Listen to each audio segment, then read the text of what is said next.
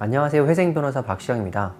요즘 레고랜드 사태가 굉장히 핫한데 제가 회생 일을 하는 입장에서 그 사태를 보고 든 생각을 한번 말씀드려 보겠습니다. 먼저 레고랜드 사태를 간단히 말씀드리면 춘천시에서 그 레고랜드라는 테마파크를 만들기로 하고 10년 동안 사업을 했었는데 레고랜드가 완성되고 이제 수익이 날 시점에 어음의 만기, 그러니까 사업을 하면서 빌린 돈을 갚아야 될 때가 온 거죠. 어음 만기가 도래했는데 보증을 선 강원도는 돈을 갚지 않겠다고 했고, 그 먼저 그 시행사, 그 테마파크를 운영하고 시행하는 주체인 회사는 회생 신청을 하겠다고 했고, 보증한 강원도는 보증 채무를 갚을 수 없다, 갚지 않겠다고 선언해버려서 지금 사단이 났죠. 관련된 용어를 몇 가지 말씀드리면 PF입니다. PF. 이 PF가 프로젝트 파이낸싱인데 쉽게 말하면 사업의 수익성을 보고 자금을 대출해 주는 거죠. 부동산 사업 같은 경우가 이제 미래 수익성을 보고 이제 대규모 자금을 투입하는 이런 형태의 사업을 이제 프로젝트 파이낸싱 PF라고 하는데, 보통은 담보를, 그것도 확실한 담보를 잡고 고정된 자산을 담보로 잡고 돈을 빌려주는데, 이거는 사업의 수익성을 담보로 돈을 빌려준단 말이죠. 그래서 이제 원칙적으로는 담보의 불확정성이 있잖아요. 그래도 이제 이게 그동안 가능했던 게 부동산 불패였으니까, 부동산이 계속 상향하고 그 부동산을 기반으로 한 부동산 사업 역시 수익성이 높았으니까요. 그 다음에는 이제 SPC라는 말이 나옵니다. SPC가 PF하고 이제 뗄래야 뗄 수 없는 관계인데, 이제 스페셜 퍼포즈 컴퍼니, 특수 목적 법인입니다. 그 부동산 시행 사업에서 SPC를 설립하느냐, 부동산 사업은 큰 자금이 들어가니까 이게 큰 회사가 해야 될 것 같잖아요. 그게 사실은 맞고요. 그런데 기존에 있는 큰 회사에서 이런 사업을 이제 진행을 하면 여러모로 리스크 분배가 안 됩니다. 왜냐하면 기존의 큰 회사가 갖고 있던 법률적인 문제점, 재무적인 문제점이 이 사업에 리스크로 작용할 수도 있고, 또 반대로 SPC가 수행해야 될 사업 관련한 리스크가 기존에 잘 운영되고 있던 회사로 넘어갈 수도 있잖아요. 그래서 부동산 시행 사업은 본질적으로 리스크가 크고, 법률 관계를 간명하게 하려고 SPC를 설립해서 그 SPC를 사업 시행 주체로 해서 사업을 진행하게 됩니다. 레고랜드에서는 강원중도개발공사가 I1 제1차라는 SPC를 설립했고, 이 SPC가 발행한 2,050억 원 가량의 어음, 지난 9월 말에 만기였는데 그 만기 연장은 안 되고 또 상환도 당연히 안 됐던 부분입니다. 그런데 이제 이 사업을 시행할 때 수익성 관련해서 이제 의문이 있고 투자가 이제 원활하지 않으니까 당시 강원도가 보증을 하겠다고 한 거거든요. 그래서 강원도라는 지자체, 그리고 나아가서는 국가에 대한 이 사업을 이제 진행했던 건데, 지금 이제 그 신뢰가 다 이제 무너진 상황이 된 거죠. 강원도가 이제 강원중도개발공사를 회생 신청하겠다고 했잖아요. 이 얘기 들었을 때 처음에 이제 귀를 의심했어요. 왜냐면은 회생 절차가 시작되기도 전에 회생을 먼저 선언한다, 이거는 정말 흔치 않은 일이거든요. 왜냐하면 멀쩡한 회사도 회생을 선언을 하면 도산 충격이란 게 와요. 회생을 하겠다고 하는 회사랑 누가 거래를 하겠어요. 그래서 이 회생을 선언한다는 거는 정말 전략적이고, 때로는 은밀하게, 그리고 채권자나 이해관계인들하고 사전에 충분한 협의나 양해를 구해야 되는 부분이거든요. 하나는 이렇게 회생을 공표했다는 게 좀 놀라웠던 부분이고, 또 하나는 회생을 하겠다는 회사가 SPC라는 점이 굉장히 의외였어요. 왜냐면은 회생 실무에서 SPC는 회생의 대상이 될 수가 없어요. 이거를 설명드리려면 이제 회생의 개념을 간단히 이제 말씀드려야 되는데, 빚이 많을 때 빚을 정리하는 방법으로는 크게 회생이 있고 파산이 있어요. 빚이 많다고 이제 가정을 해보잖아요, 채무자가. 그러면은 채권자 입장에서는 어떻게 하겠어요? 이 채무자가 정상적인 방법으로는 빚을 상환할 수 없어요. 그러면은 소송을 제기하든 어떻게 해서 법적인 절차를 들어가죠. 그리고 환가가 가능한 자산을 빨리 환가를 해서 채권의 일부라도 빨리 회수하려고 할 거잖아요. 파산은 그렇게 채무 초과 상태에 있는 채무자, 뭐 회사든 개인이든 의 재산을 다 이제 환가해서 채권자들한테 공평하게 나눠주고 더 이상 싸우지 맙시다, 우리 이제 앞으로 나갑시다 라고 하는 게, 정리하는 게 파산인데, 회생은 이 회사나 사람을 계속 이제 소득 활동을 할 수 있게 해준단 말이죠. 왜 이렇게 하냐 하면, 이 채무자를 당장 파산시키는 것보다 벌어서 갚도록 회생하게 하는 게 채권자한테 더 유리하기 때문에 그래요. 채권자 입장에서 이 회사를 파산하는 것보다 회생하는 게 채권자에게 득이 되어야 가능한 얘기거든요. 다시 돌아와 보면 SPC는 특수목적 법인이라고 그랬잖아요. 부동산 시행사업에서 SPC의 역할이 크게 두 가지가 있는데, 이제 하나는 대주 역할을 하는 SPC, 그러니까 투자자로부터 돈을 받아다가 이제 다시 뿌리는 역할, 돈을 빌리는 통로로서 하는 그런 SPC가 있고, 또 하나는 시행사 역할을 하는 SPC, 그러니까 실제 그 사업을 이제 진행하는 역할까지 하는 SPC가 있어요.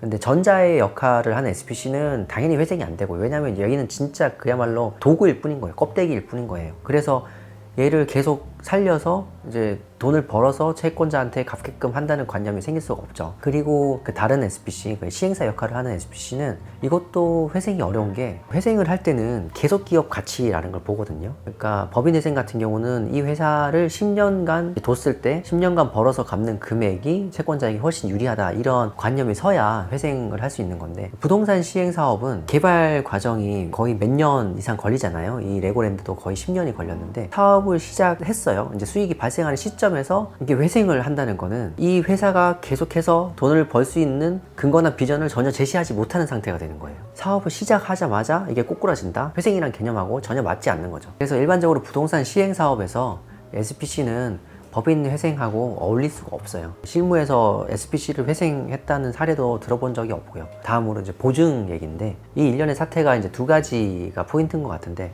하나는 그 공사를 회생 신청하겠다고 한 것, 그리고 두 번째는 이제 강원도가 보증 채무를 이행하지 않겠다고 한 것. 사실 후자가 더 이제 심각한 문제죠. 왜냐면은 시행하는 사업 주체는 뭐 빚이 과다하고 갚기 힘들면 뭐 그럴 수 있다 쳐요. 돈을 빌려준 사람들은 다 강원도가 보증을 했다는 사실을 믿고 이제 빌려준 거잖아요. 그런데 그 주채무자인 강원중도개발공사가 이제 회생을 신청하더라도 이 보증 채무자인 강원도는 이 주채무자의 회생하고 상관없이 돈을 갚아야 되는 거거든요. 이게 회생에서 그 주채무자와 보증 채무가 분리되는 거예요. 그러니까 생각해보면 당연하죠. 채권자는 그 보증 채무자의 자력을 믿고 이제 투자를 한 거니까, 주채무자가 회생을 신청했다고 해서 보증한 사람한테 돈을 못 받는다라고 하면 이 거래관계의 신뢰가 완전히 이제 무너지는 형태가 되니까, 보증 채무와 주채무자는 완전히 다르게 봅니다. 실제 사례에도 이런 예는 많죠. 아니면 뭐 법인 회생에서 법인 대표자들이 법인 채무에 보증을 많이 서잖아요. 개인적인 자격으로 연대 보증을 하고 하는데, 그럴 때 법인이 회생을 들어가서 뭐 면책을 받거나 탕감을 받더라도 법인 대표자가 그 대표자 개인 자격에서 한 연대보증 채무는 그대로 남는단 말이죠. 그런 경우는 결국 대표자가 따로 뭐 회생 파산을 하든지 갚든지 해서 그 채무를 해결할 수밖에 없어요. 이제 그런 관계인데, 이제 여기서 강원도는 보증 채무를 갚지 않겠다고 선언하니까 이게 이제 시장에 엄청난 혼란이 이제 왔던 것 같습니다. 이 사태가 앞으로 어떻게 흘러갈 것인가? 이제 뭐 강원도가 이제 그렇게 선언해서 사태가 그렇게 커지니까 결국 이제 국가로서는 이 사태를 수습하기 위해서 이제 나설 수밖에 없잖아요. 그래서 결국 이제 강원도가 보증채무를 다시 갚겠다고 선언했고, 이거는 어떻게 보면 피할 수 없는 선택인데, 앞으로 어떻게 될 것이냐 생각해보면, 일단 지방채의 지금 신용도가 많이 떨어졌단 말이죠.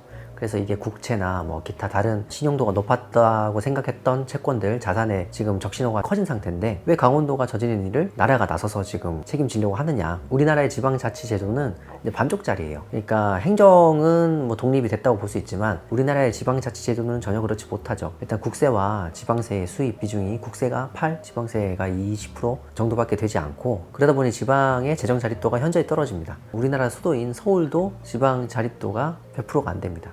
80% 언더예요. 그 강원도는 지금 24% 정도로 거의 최하위에 속해 있고요. 이러니 이제 강원도가 저지른 일을 국가 돈으로 이제 막을 수밖에 없는 이제 상황이 되는 거죠. 그리고 이게 PF 업계가 지금 실제로 굉장히 어려운데, 부동산 시행 사업은 결국 돈을 빌려주고, 그것도 이제 리스크가 크니까 고금리로 빌려주고, 부동산 사업이 실제로 시행됐을 때 나오는 수익을 가지고 회수를 하고 이제 사업을 이어나가는 구조인데, 이게 결국 금리에 예민할 수밖에 없거든요. 근데 이제 아시다시피 지금 금리가 이제 급속도로 오르고 있는 상황이니까, 그동안의 부동산 상향기라고 생각하고 그 사업을 진행했던 그런 프로젝트들이 지금 다 위기에 놓여 있어요. 그래서 그 올해 그리고 내년 초가 되면 굉장히 좀 혼란스러운 사태가 벌어질 것 같고요. 더 이제 걱정인 것은 금리가 단기간 내에는 반응하기 좀 어렵지 않나, 이제 그런 점입니다.